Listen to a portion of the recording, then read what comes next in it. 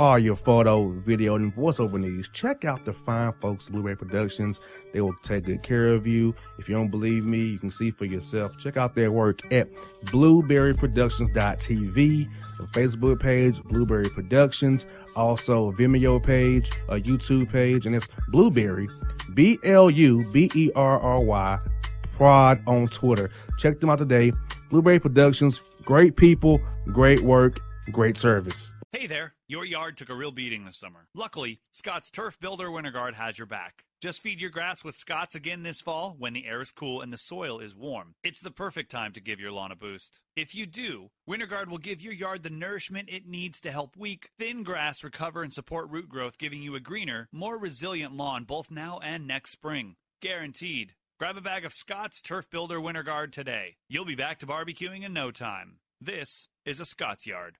Hey parents, we all try to be extra careful with our children in the car, but then we get an important call or text. Remember, our children are watching. Make every drive a good example. Be in the zone. Turn off your phone. Visit childrenshospital.vanderbilt.org/BITZ to learn more about our teen driver safety program. Brought to you by Monroe Carroll Jr. Children's Hospital at Vanderbilt, the Ford Motor Company Fund, and the Allstate Foundation.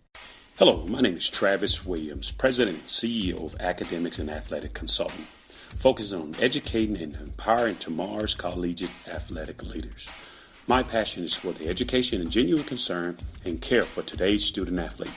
It's the centerpiece of my life's work. A college education, both in and out of the classroom, is a truly rewarding benefit. For more information on AAC, you can go to www.academicsandathleticsconsulting.com. Once again, www.academicsandathleticsconsulting.com. Or you can follow me on Facebook at Academics and Athletic Consulting, or Twitter at Coach TWill24, or Instagram Travis L. Williams 24. Or you can call me at 404-542-6079. Once again, AAC is very proud to partner with J.R. McHenry of the Bossman Radio Show, covering sports and entertainment across the country. Please tune in weekly for informative, entertaining, and expert analysis on today's sports and entertainment topics. Thank you.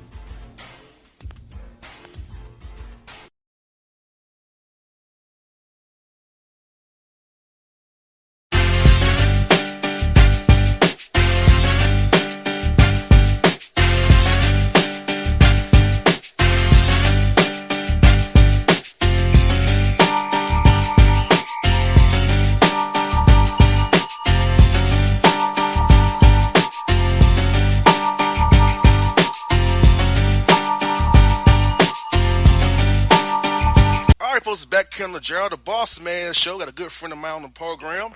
He's now with Missouri State in Springfield, Missouri, coaching the Bears up real nice. It's my man, Coach Dana Ford. Coach Ford, what is up, my man? Hey, how's it going, buddy? How are you? I'm doing good, Coach. Thank you for joining the show. I know you had a tough loss last night, but I know you guys still in that race up in the Missouri Valley. One game behind Drake, and Drake's coming to your place on senior night. So how you feel about the opportunity to beat those guys and maybe get the number one seed and win your title this year? Well, we still got, like you said, a slight chance to finish tied at the top of the league standings. A couple of things have to go our way, and I think, prior to last night, we kind of controlled our own destiny a couple times down the stretch here, and we've slipped up both opportunities. So hopefully things go our way, and we play well on Saturday, and Drake is probably, from top to bottom, one of the best all-around teams in our league. So it'll be a challenge, but looking forward to, honoring our three seniors on Senior Day. Yes, indeed. Now, Coach, I know you took this job for you. Being 16-14 right now, 10-7 overall in Missouri Valley Conference play, is this what you expected when you took this job, or are you kind of where you wanted to be when you took the job, or you kind of overseed what you thought when you took the job over last year? Well, we try not to put number expectations on our players. I mean, obviously, we prepare to win games, and we go out there and play to win. But there's so many variables that affect winning. And so we try not to do a number expectation. But, I did think that we had an opportunity to build a strong foundation, and I think that we've been able to do that this year. We got a lot of guys in our program that we feel like are talented enough for this level, have high enough character for our program. And now we have to figure out how we can improve. So I did expect for us to fight for our culture every day. That's something that we've done. But, we've probably won a few more games than we anticipated. And obviously I don't think anyone expected us to have an opportunity to tie for the league championship. But I don't think people thought that seven losses would tie you for it either. So it's been a weird year in the Valley. Yes, indeed. And, Coach, on the court, I know you play about 7 guys. What's been the key factors for you on the court with your guys to get them to play this way after non-conference where you was 6-7 non-conference? So what was the key factor turning them around when you got it in the Valley again? Well, we changed from playing a double-posted offense to a 4-guard offense around a hybrid forward. I think we lost a guy, Shimon Wojcik, in our first league game of the year to a broken foot, and that required us to go with more of a 4-guard rotation. And, we did a good job of handling the basketball and making some timely shots. And then there was a time there almost to the midway point of league play where we even switched up our defensive and offensive philosophy. We actually tweaked our offense philosophy prior and then did the defense philosophy later. Now they both kind of work together, and we've done a good job winning close games with, extra possessions, good free throw shooting, and solid decision-making down the stretch. So I think it's been one of those years where we've really tried to navigate the waters, and we're trying to get our program into the place where we can just kind of sail the ship, but I don't think we're quite there yet. We're still doing some navigating. I hear that, Coach. And for the guys on the court, I know you play a good number of guys who are juniors there who play for you, seniors as well. So with them guys being able to take the coaching, take the game plan discipline, take the scouting reports that you put forth for them, they're not wowed by it. They can handle it. They know the scheme you're expecting. You go over and practice, go over and shoot arounds. They bring that shoot around to the game court. So is that how you feel having those guys who've been experienced through those wars really can help you as you guys have to navigate the waters and kind of change things as you go based on need and injury worries there? Well, I mean, we're pretty comfortable with our senior guards, and they've done a good job of buying in and trying to do what we asked them to do, and obviously, we've been fairly healthy since that injury to Shimon Wojcik. So, when you play only about 7 guys like we are, maybe 8, then guys know that they're going to play. So they're locked in, they're working on their games, and they're trying to do the best they can because they don't have to look over their shoulder. And, we're fortunate because we've got 3 senior guards, Ryan Krecklow, Josh Webster, and Jared Dixon. And for the most part, they have pretty good basketball IQs. And on top of that, they're great coachable kids.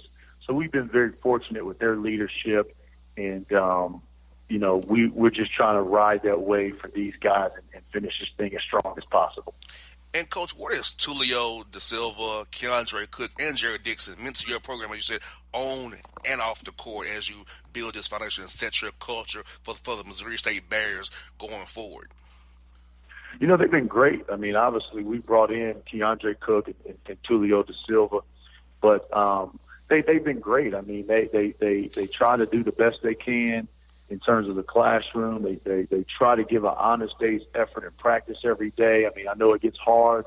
Neither one of those guys are coming from programs that have won championships at the Division I level, so it's a learning curve for all of our players. And I think that those guys have tried to adapt, although we've stubbed our toe with a couple of these opportunities.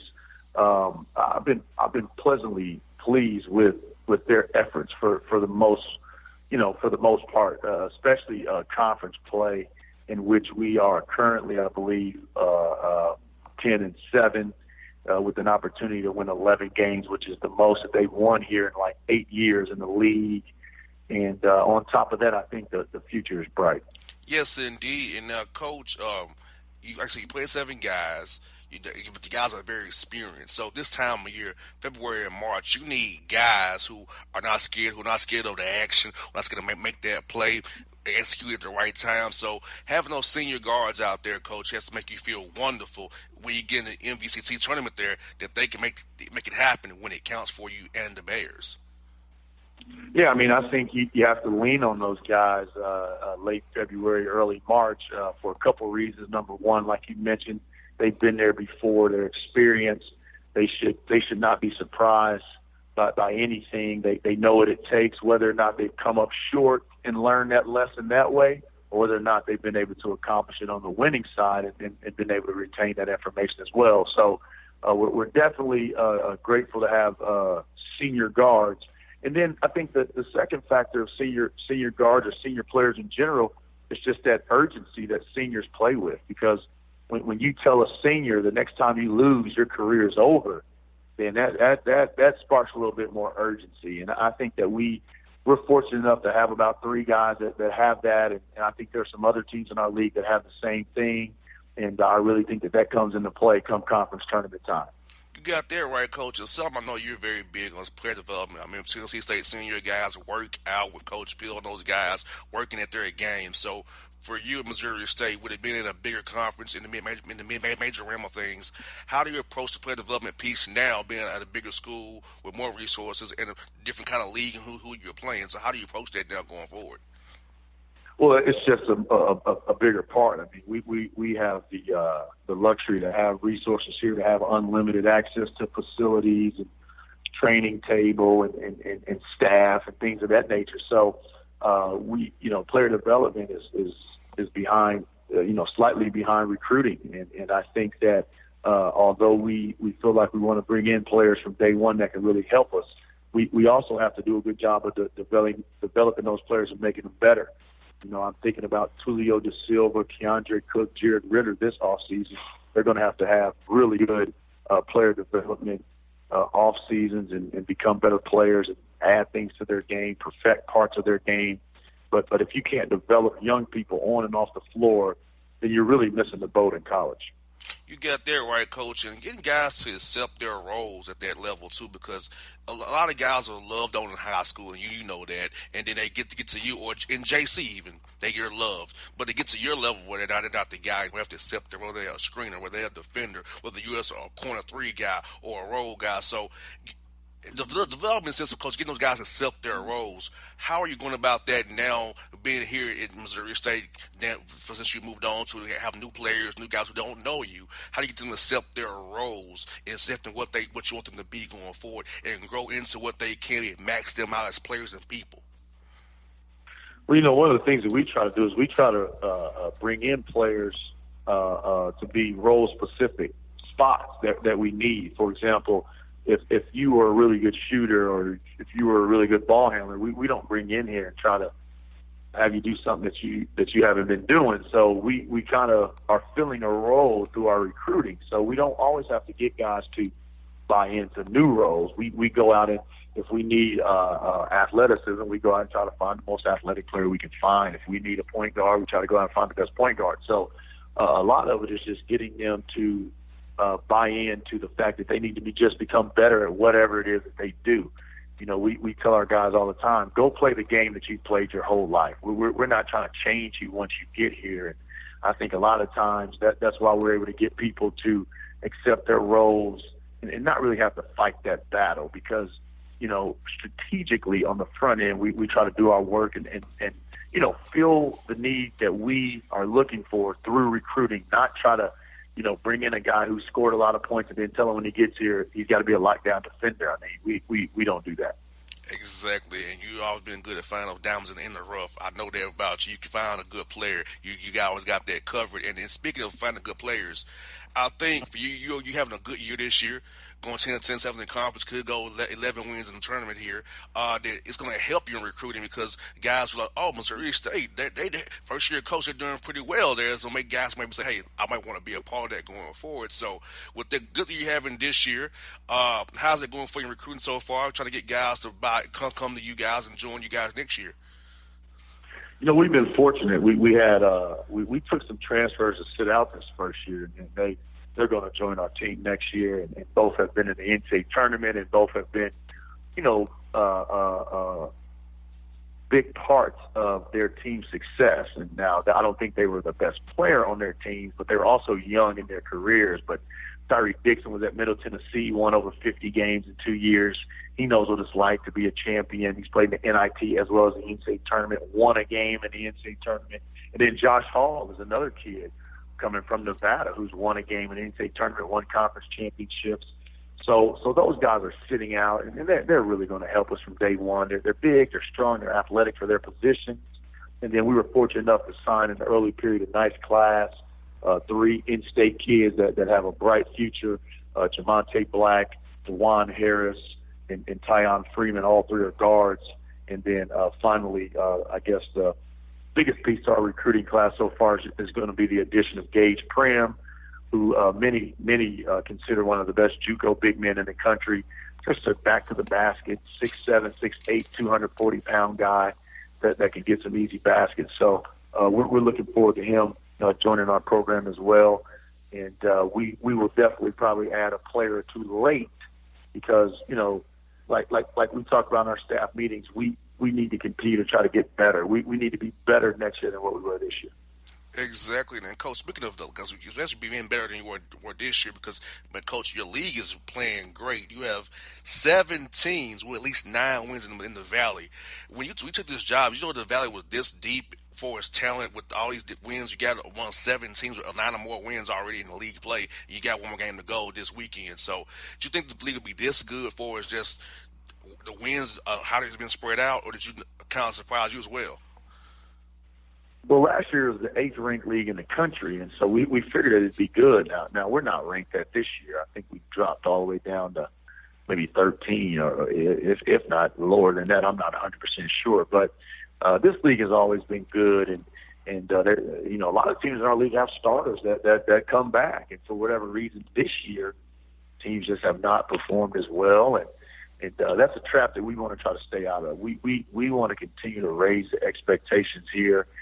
We want to be as humble as we can and work as hard as we've ever worked this off season in hopes of having a better year next year. But I played in this league, so I've got a great amount of respect for this conference, and I still think it's one of the better ones in the country. And hopefully next year's group can make a comeback. Yes, indeed. Well, Coach, I'm going to be cheering for you this weekend. Of course, you my guy. Hope you beat Drake, get that 11th win, and go to that tournament and make some noise, man. I hope you do it, brother. All right, man. I appreciate you, man. All right, Coach. Take it easy, folks. Okay, see you, buddy. All right, that's Dana Ford, people, on the Bossman Show, the Missouri State Bears. Round and round, round and round.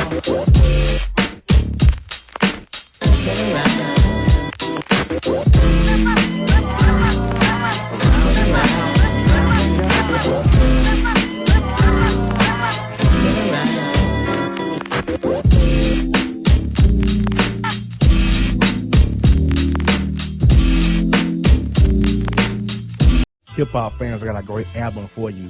The debut album from Family Grind ENT, True Speech and 313 Fresh. We're going to give you 2 discs, 33 songs of pure, genuine hip-hop.